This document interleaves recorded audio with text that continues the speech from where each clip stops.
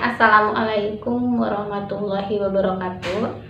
Untuk sejarah peminatan kelas 11, kita akan membahas mengenai masa penduduk Jepang di Indonesia dan proklamasi kemerdekaan Indonesia. Kedatangan Jepang pada Indonesia tahun 1942. Kedatangan Jepang menandai berakhirnya masa penjajahan Belanda di Indonesia. Kedatangan Jepang sangat disukai oleh masyarakat Indonesia karena Jepang dianggap sebagai pembebasan dari penjajahan Belanda. Akan tetapi, Jepang mengubah corak kehidupan yang diterapkan oleh pemerintah Belanda. Jepang mengubahnya menjadi kehidupan yang lebih radikal. Kehidupan bangsa pada masa penduduk Jepang. Kehidupan dalam bidang politik dan militer. Pada bulan Agustus tahun 1942, Jepang mengeluarkan undang-undang mengenai nomor 27 mengenai pemerintahan daerah.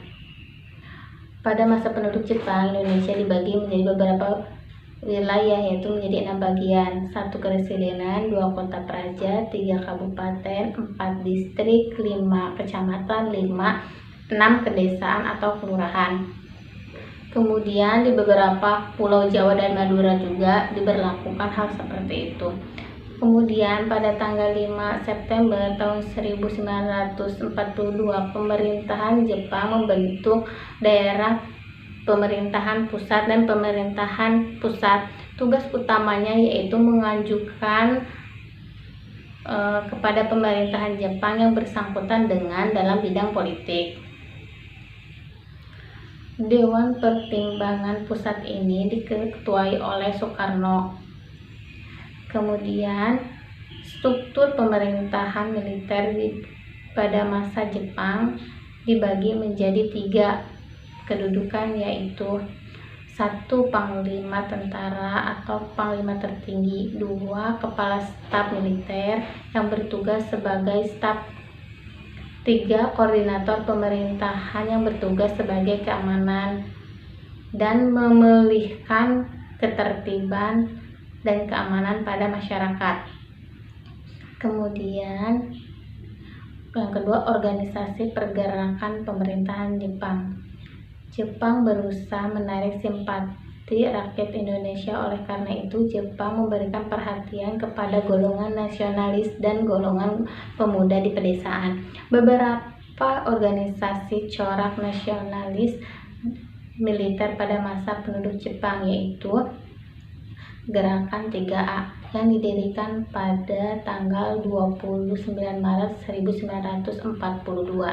Kemudian Pusat Tenaga Rakyat yang didirikan pada tanggal 19 Maret tahun 1943. Kemudian Majelis Islam ala Indonesia yang berdiri pada tahun 1937. Kemudian Himpunan Kebaktian Jawa tahun 1944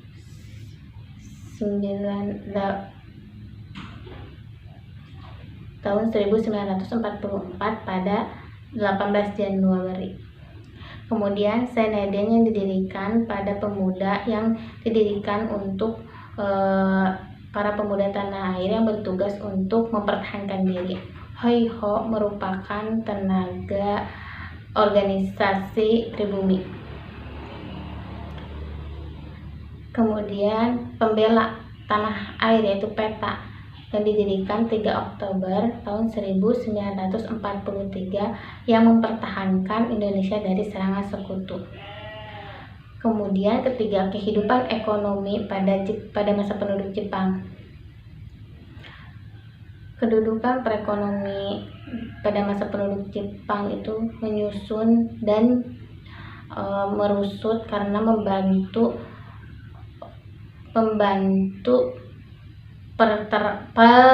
pertarungan dan tujuan Jepang untuk Asia Timur Raya. Sistem ekonomi perang militer memiliki tujuan sebagai berikut: menguasai dan memperoleh sumber bahan mentah, terutama minyak bumi yang diperlukan untuk melanjutkan perang. 2. Memotong garis suplai musuh yang bersumber dari Indonesia. Praktik eksploitasi pada masa penduduk Jepang. Di Pulau Jawa, sangat kekurangan pangan yang disebabkan oleh produksi Jawa itu digunakan untuk kepentingan pemerintahan militer Jepang. Yang keempat adalah kehidupan sosial. Pada masa penduduk Jepang, masyarakat mengalami lebih buruk pada masa sebelumnya, karena penduduk Jepang sering melakukan mobilisasi untuk kepentingan pihak sekutu Jepang. Kemudian juga Jepang melakukan kerja paksa kepada masyarakat Indonesia untuk kepentingan Jepang juga, yaitu yang disebut dengan Romusa. 5. Kehidupan budaya pada masa penduduk Jepang. Jepang itu sangat anti dengan Barat. Jepang juga menghapus bahasa Belanda dari Indonesia, tapi mewajibkan rakyat Indonesia untuk menggunakan bahasa Indonesia. Kemudian yang 6, perkembangan seni dan sastra. Perkembangan bahasa Indonesia membawa pengaruh baik bagi kesenian dan sastra, yaitu dalam pihak drama, lagu, syair. Kemudian pada masa penduduk Jepang mengenai pendidikan.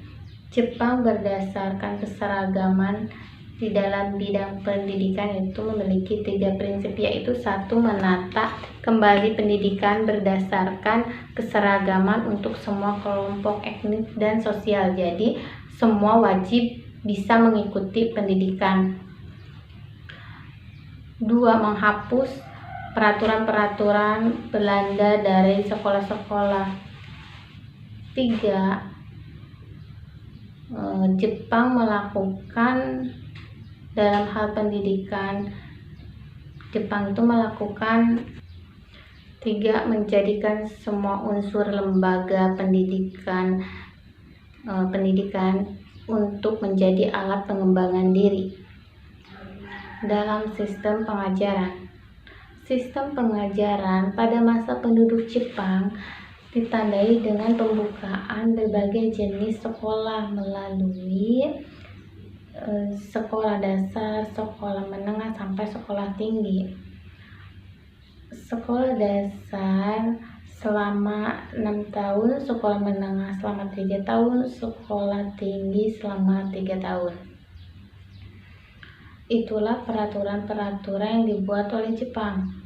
Pada masa penduduk Jepang, sekolah terbuka bagi semua lapisan kalangan masyarakat. Walaupun pada masa penduduk Jepang, pendidikan mengalami penurunan. Kebutuhan tenaga kerja yang tinggi menjadi salah satu penurunan pendidikan pada masa penduduk Jepang. Jadi pada masa penduduk Jepang itu kekurangan guru, karena orang-orang yang berpendidikan tinggi pada saat itu diwajibkan untuk mengikuti dan masuk ke dalam organisasi pemerintahan Jepang.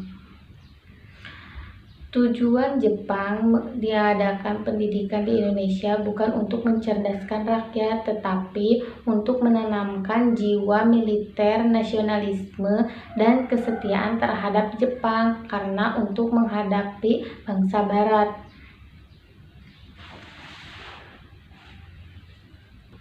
Ketidakadilan dan penindasan yang dilakukan oleh Jepang ternyata berdampak besar bagi bangsa Indonesia.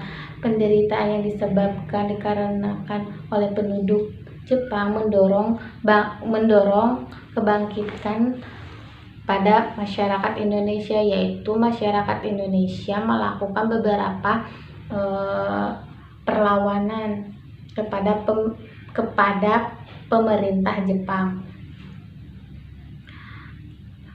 Perlawanan peta di Blitar, ada juga perlawanan rakyat Aceh, perlawanan rakyat Singaparna, perlawanan rakyat Indramayu, perlawanan rakyat Kalimantan, dan perlawanan rakyat di Papua.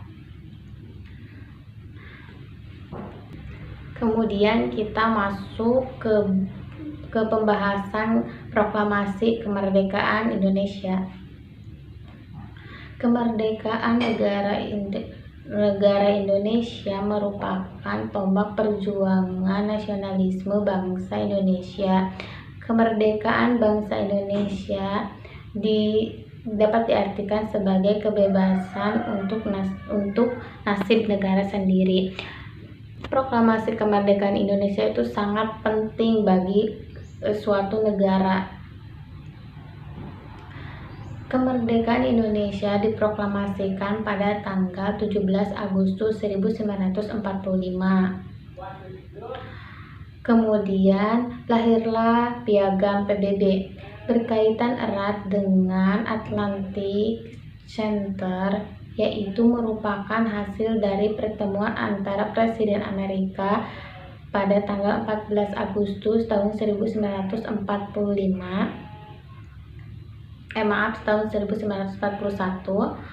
mengenai isi perjanjian sebagai berikut. Setiap bangsa tidak benar bahwa melakukan perluasan suatu wilayah. Setiap bangsa berhak berpartisipasi dalam perdagangan nasional dan setiap bangsa berhak melakukan perdamaian dunia atau kebebasan dari rasa takut dan kemiskinan. Isi Piagam PBB menjadikan landasan suatu Piagam PBB bahwa setiap bangsa berhak menentukan nasibnya sendiri. Salah satu tujuan PBB termuat dalam Piagam PBB adalah menciptakan perdamaian dunia. Tujuan tersebut mendasari negara Indonesia yang termuat dalam pembukaan Undang-Undang tahun 1945 dalam alinea keempat. Dengan demikian dapat disimpulkan bahwa Piagam PBB juga turut mendasari kemerdekaan Indonesia. Piagam PBB merupakan piagam internasional yang mempengaruhi kemerdekaan Indonesia. Piagam berisi pengakuan berhak setiap bangsa untuk melakukan nasibnya sendiri. Pada tanggal 6 Agustus tahun 1945, Amerika Serikat menjatuhkan bom atom Atomic Bomb di Hiroshima, dan pada tanggal 9 Agustus 1945 bom atom kedua dijatuhkan di Nagasaki. Kedua peristiwa tersebut menyebabkan Jepang menyerah tanpa syarat kepada sekutu. Peristiwa Rengas Dengklok terjadi karena adanya perbedaan pendapat antara golongan tua dan golongan muda. Terlaksanakannya proklamasi kemerdekaan, Soekarno menolak urusan susulan golongan muda untuk segera memproklamasikan kemerdekaan. Soekarno berpendapat bahwa proklamasi kemerdekaan Indonesia itu harus dirapatkan di PKI.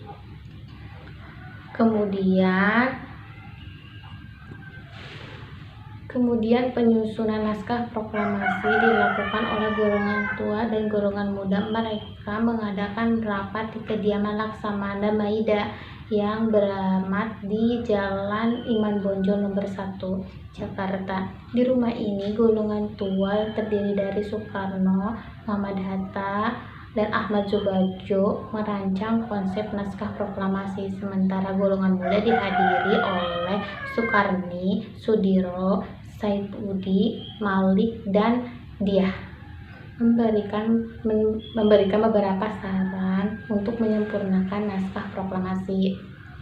Beberapa keputusan penting dalam sidang PPKI tanggal 18 Agustus 1945 sebagai berikut: menetapkan Undang-Undang Dasar tahun 1945 sebagai Konstitusi Negara Republik Indonesia. memilih Soekarno sebagai presiden dan Muhammad Hatta sebagai wakil presiden. Sebelum terbentuknya Majelis Permusyawaratan Rakyat atau MPR, pekerjaan presiden untuk sementara dibantu oleh Komite